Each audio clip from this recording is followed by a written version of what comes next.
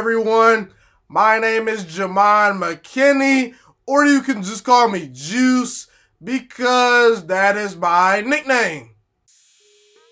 Let's discuss the Miami Dolphins and how they will fare this upcoming season in 2020-21. Let's get right to it. When it comes to the Miami Dolphins, they really hit it out the ballpark by hiring Brian Flores. I told you guys last offseason that Brian Flores was going to be a great head coach, and while he's not quite there yet, he's on pace to prove me right. Brian Flores is already one of the better head coaches in the NFL, in my opinion. And listen, this Miami Dolphins team was not very talented last season, but the last 9 weeks of the season, this team was 5-4 in those games. They beat teams like the Patriots and Eagles, two playoff teams. Now, I want to address Tua Tagovailoa, the presumably starting quarterback of the future for the Miami Dolphins that they picked number 5 overall in the 2020 NFL Draft. I'm not going to lie to you guys. I had some questions about Tua Tagovailoa during the pre-draft process. My questions were obviously his injuries. Can Tua stay healthy? I also felt that Tua in college felt that he was more mobile than he actually was. And that got him into some trouble. And I don't think Tua is a very self-aware player. Maybe he's gotten better at those things. Maybe he's realized that, hey, I can't run outside the pocket and do certain things. It's going to get me injured. Maybe he's realized that. Maybe he's watched the film and he's going to make the adjustments at the next level. I do think that Brian Flores, along with Chan Gailey and that coaching staff are going to be honest with Tua. They will break down the film with Tua and say, hey, this is what you can do. This is what you can do. So, as long as Tua gets the appropriate coaching, which I do think he will get in Miami, I think that Tua can correct some of those issues. But also, I don't think Tua overall is that great of an athlete. I think that he's a good athlete, no doubt, but I think that he falls more into the Baker Mayfield athletic ability trait-wise. I think that he's more Baker Mayfield athletic-wise than Russell Wilson. And some people in the past have compared Tua to Russell Wilson. They say that he's a mix of Drew Brees or Russell Wilson. I don't see that at all. I don't think that Tua will ever get close to Drew Brees or Russell Wilson. Those are two. Russell Wilson's the top 15 quarterback of all time, in my opinion. One of the 15 to 20 best quarterbacks ever. And Drew Brees, he's one of the 5 to 7 best quarterbacks of all time. So he's not going to reach that level most likely. But I do think Tua is a good quarterback. I still think Tua can be a franchise quarterback. And also the last, quote unquote complaint I had about Tua was in 2018. I want to go back to 2018 because this past year his season was shortened due to injury, so we only got to see him play in a couple of marquee games. But in 2018, the last time that he was sort of playing quote unquote a full season, even though he was banged up for most of that season, when he faced good defenses, meaning when he faced Mississippi State in 2018, wasn't very good. When he faced Georgia in 2018, he wasn't very good. When he faced Clemson in the national championship game, he wasn't very good. And even last year versus LSU, he did not play his best game. When Tua has been on an even playing field, he at times has struggled. And that's my biggest concern with Tua Tagovailoa, because at Alabama, he had one of the best wide receiver corps I've ever seen. He had an elite offensive line. He had very good tight ends. He had great coaching. He had very good running backs. So when the playing field is even in the NFL, I don't know. I'm not completely sold on Tua, but I will say this. I think Tua is put in a great position to succeed. And honestly, when we look at first round quarterbacks or quarterbacks that usually bust, it's not because they can't make the throws. Sometimes it is because, if you're out there throwing, a bunch of interceptions like Ryan Leaf or Jamarcus Russell, et cetera, then yeah, I can't have much hope for you. But more times than not, when quarterbacks fail, it's mainly due to the fact that they were put in bad positions and not positions to succeed. And Tua, in my opinion, has a great support system. He's going to be running an offense that's led by offensive coordinator Chan Gailey, who runs an offense very similar to the one that he ran at Alabama. And I trust the Miami Dolphins to build a good team around Tua. They've already started to build a pretty good team around Tua. They signed Eric Flowers and Ted Kraft this offseason to bolster up the offensive line. They drafted 4 offensive linemen. So what that tells me is the Miami Dolphins, they're going to put a real offensive line around Tua Tagovailoa, and that's very key because I don't think Tua is the type of quarterback that can play behind a bad offensive line. He's not the type of quarterback I want taking a bunch of hits because of his college track record and things of that nature. And he's not the biggest quarterback as well either. Also, they signed Jordan Howard and Matt Breida, 2 very good running backs.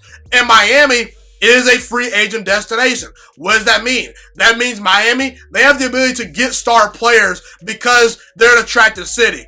And also, there's no rush for Tua Tagovailoa to go out there and perform at a high level. The Miami Dolphins coaching staff has leverage. They're going to give Brian Flores at least 3 to 4 seasons to establish his culture, get his players in the building, and really build up his football team. And also, they have a very solid, viable quarterback. I'm not going to say he's a great quarterback because he's a backup quarterback, that's bounced around the NFL for a long time. But they have somewhat of a stable option in Ryan Fitzpatrick in their building. A guy that they can roll out and start right away. And he can win them some games. And he's a decent option. And he's a quarterback that Tua Tagovailoa can learn from. And they can slowly groom Tua Tagovailoa. So I love the situation Tua's going into. And I think that because Tua is not only one of the more accurate quarterbacks I've ever seen in the last couple of years, not only is Tua a very smart quarterback, not only does he have a very high football IQ, not only is his work ethic off the charts, not only did he win a national championship as a freshman, at Alabama coming in to replace Jalen Hurts at halftime, he's in a great support system. So I believe Tua will succeed in Miami. If he doesn't succeed, it will most likely because he's not good enough to succeed. Okay? That's just how I feel about Tua. Now, I've talked about Tua enough. This defense kind of excites me. I like some of the parts that the Miami Dolphins have on their defense at the moment. I'm not going to say this defense is a complete unit just because it's not a complete unit at the moment. There still are some holes on this defense, but this defense is on the rise as well. The Miami Dolphins, I got to give them some props, man. They went out and spent some real money in free agency. They added Byron Jones, who's one of the best cornerbacks in the entire NFL. You already had Xavier Howard on the roster, who to me was already a legit number 1 corner. Now you have 2 legit number 1 corners on your team. But also, the Miami Dolphins went out and got Kyle Van Noy, Emmanuel Ogbah, Shaq Lawson as well. And those are 3 very good players that fit what Brian Flores wants to do on defense. He's kind of building his defense very similar to how Bill Belichick builds his defense. Shaq Lawson is a very underrated player. Kyle Van Noy is a do-it-all, outside linebacker. And Emmanuel Ogbah is a very good rotation player as well. He could actually be a starter if called upon.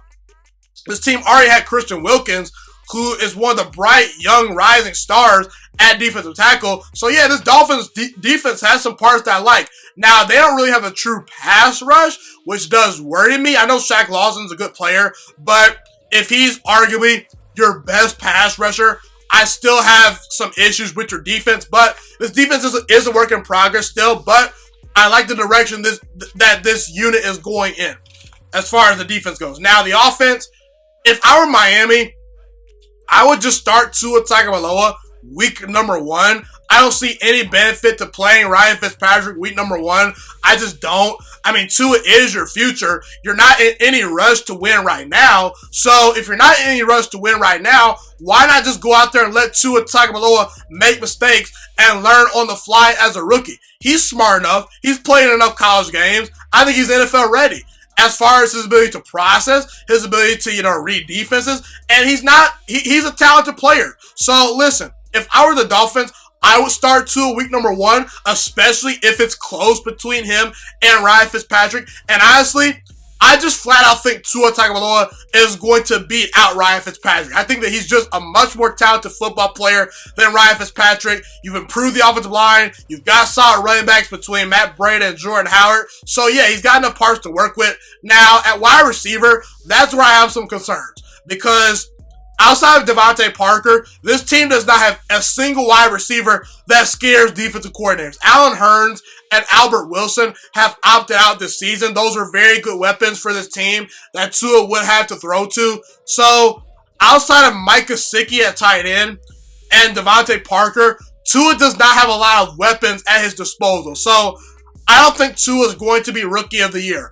I don't expect Tua Tagovailoa to go out there and light the world on fire, especially early in the season. But I do think by the end of the season, by week 10, week 11, this offense should be one of the more improved units in the NFL. Now, when looking at the Dolphins this year, I have them at 6 wins. I believe this is a 6-win football team in 2020. And by 2021, 2022, we could be talking about the Dolphins as a playoff team. But this is not quite the year for Miami to make the playoffs, in my opinion. This division is tough. You know, listen, Miami, I like the parts that they have, but they're not close to the Patriots. They're not close to the Bills. And I'm not the biggest Sam Darnold fan, but Sam Darnold as a starter last year went 7-6. He had a 7-6 record as a starter. The Jets are not god-awful. They're close to it, but they're not going to be a pushover. So, this offense is a work in progress. Miami does have a whole lot of explosive weapons on the outside of Devontae Parker, who's been a one-hit wonder at this point in his career. I don't expect Tua to go out there and light the world on fire, especially early in the season. And that's okay, because he's a young quarterback that's going to learn and get better. And by week 9 and 10, I think this offense is going to be an offense that can put up some points and actually, you know, scare some opposing teams from time to time based on who they're playing. But overall, I think this defense has some parts, but this defense is not a complete unit. Same with the offense. And I don't think Miami can win high-scoring games. If Miami's going to win games, they're going to have to win low-scoring games. So they can really only play one style of football, which is running the ball, playing great defense, and hoping Tua makes about 2 to 3 really good throws each game to break the game open and make some plays down the field. So that's how I feel about Miami. They're about a 6-win team this year with a chance to be a playoff team by the end of next year, in my opinion, if they make enough, you know, moves in the offseason. But let's go over the schedule right here. I'm not officially predicting who's going to win each game. I'm just going to go game by game and kind of tell you who I would favor to win each game, but I'm not officially picking each game. Does that make sense? Hopefully it does. Now, at Patriots, I'm going to favor the Patriots to win that game. Bill Belichick defense versus probably a rookie quarterback in Tua. That's a recipe for disaster on the road. The Patriots will probably win. Buffalo at home. But I don't think Tua in this offense is going to be ready to beat a team like Buffalo in week number 2. So that's probably a loss. At Jaguars, that's probably going to be a win. I don't think Jacksonville's all that great of a team. Seattle at home. Seattle does kind of, you know, play down to competition, but I would favor Seattle just because they were a playoff team last year. At 49ers, don't even think about winning that game. Miami they will definitely lose that game. The 49ers are just a far better team. They will overwhelm that offense. At Denver, I would favor Denver because they have more explosive players, both on offense and defense, and they're just a better team at the moment. Chargers at home, that's a toss-up game. That's a game that this Dolphins team can win by putting in the toss-up category. Rams, that's a toss-up game. I'm not high on the Rams this year, but I do think the Rams are a more talented team than Miami at the moment. So I would favor Los Angeles in hindsight, but because it's on the road in Miami, I'll put it in the toss-up category. At Cardinals, I think Miami actually has a chance to upset the Cardinals in that game because they have the defensive backs to match up with DeAndre Hopkins, with Christian Kirk, and Larry Fitzgerald. But I just think Kyler Murray's ability to run around and make plays will be the difference in that game. So I favor Arizona. Jets at home, then bye week, then at Jets in week 12. I think you actually split with the Jets this year. Bengals at home, that's probably a win. That probably will most likely be the first Joe Burrow versus Tua Tagovailoa matchup we get in the NFL. So that's going to be fun to watch. But I really don't know who wins that game. I'm going to put that in the toss-up category. And just because Miami's playing at home, and just because their defense is much better than Cincinnati's defense, I'd actually favor Miami in that game. Chiefs at home, that's a win for Kansas City. I'm not going to spend too much time on that. The Chiefs are the defending Super Bowl champions. I'm upset. Patriots at home. I know the Dolphins have given the Patriots some problems the last couple of years, but the Patriots, I just think they're going to be a different beast with Cam Newton this year. And especially by week 15, that's when the Patriots will be clicking on all cylinders. I expect New England to win that game. At Raiders and at Bills, that could be two games you... let me say this about those two games. Those two games, I will say that Miami can win one of those games. I don't know which one it will be. Most likely Miami loses both those games just because Las Vegas and Buffalo are just better teams at the moment, but we shall see. But either way, looking at this team and looking at the schedule, I see about 6 wins this year. So, in reality, I see the Miami Dolphins going 6-10 during the 2020-21 NFL season. Thank you so much for watching this video today. Please also note that the Juice Alert Sports Podcast is not just a YouTube channel. It is available on all podcasting platforms, including Spotify, Google Podcasts, iTunes, and Apple Podcasts. Also, if you enjoyed this video, be sure to like, comment, subscribe, and share this content with all your friends. This podcast is my favorite thing in the entire world right now. It is my passion. And I want more people to listen to this podcast. I really want this podcast to grow. Also, a fun fact about me is that I want to go into the sports broadcasting and media world once I graduate from the University of Toledo, a college in Northern Ohio. I am looking to become one of the next great sports broadcasters and analysts out in the world. And I potentially would like to start my own network if this podcast really truly grows. Or if I fall short of that goal, I would love to work for a big-time network like ESPN or Fox Sports 1. I am open to all networks. So if you believe in my dreams and you see or hear my passion through the screen, be sure to tell all your friends about the Juice Alert Sports Podcast. Stay motivated, you guys. Have a God bless day, and I'm out.